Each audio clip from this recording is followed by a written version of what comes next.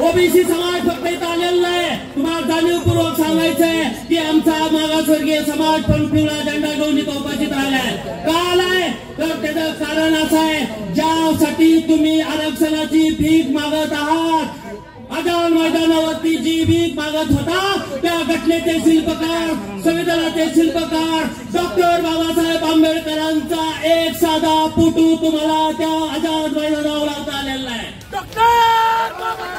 अरे छत्रपती शिवाजी महाराज आमच्या महाराष्ट्राचा आराध्य दैवत आहे, देशाचा आराध्य दैवत आहे.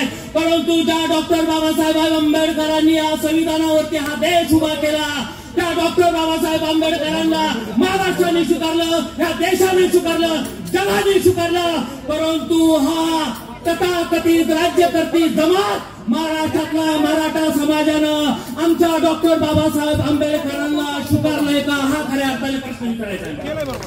अरे तुम्ही का नाही त्यांना सुद्धा म्हणत होता, अस्पृश्य म्हणत होता. आजही तुमच्या नजरेमध्ये डॉक्टर बाबासाहेब आंबेडकर शूद्र आहेत, अस्पृश्य आहेत अशी आमची भूमिका आहे. तुम्ही पुण्यश्लोक अहिल्यादेवी होळकरांना मानत नाही, तुम्ही महात्मा फुलेंना मानत नाही, तुम्ही उमाजी नाईकांना मानत नाही, तुम्ही बसवेश्वराला मानत नाही, तुम्ही कुठल्याही महापुरुषाला मानत नाही. तुम्ही फक्त तुमचं राज्य आणि तुमचा प्रपंच आणि तुमचं राजकारण याला तुम्ही मानता. म्हणून आमचा गाववाड्यातला ओबीसी समाज कुठेतरी सरपंच होतोय, जेडपी सदस्य होतोय, कुठेतरी ग्रामपंचायत सरपंच होतोय आणि त्या प्रकारचं सुद्धा आरक्षण तुम्हाला नकोय.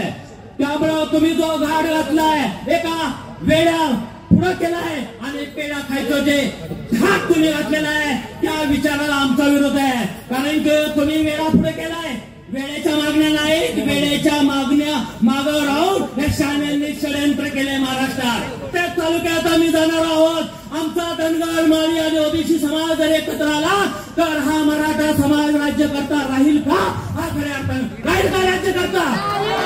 एक मराठा निवडून येईल का महाराष्ट्रात? तर तुम्हाला सांगतो, आपण निर्णय घेतला पाहिजे. जो मराठा आपल्या बाजूने राहणार नाही, जो मराठा आपलं काम करणार नाही, तो आपला नेता होणार नाही. आमचा ओबीसीचा नेता मराठा होणार नाही. आमचा नेता एखादा कैकाडी होईल, आमचा एखादा नेता गारुडी होईल, मासांग होईल, आमचा धनगर होईल, माळी होईल, साळी होईल, कोळी होईल, कैकाडी होईल. परंतु हा मराठा समाज कुठेतरी आपल्याला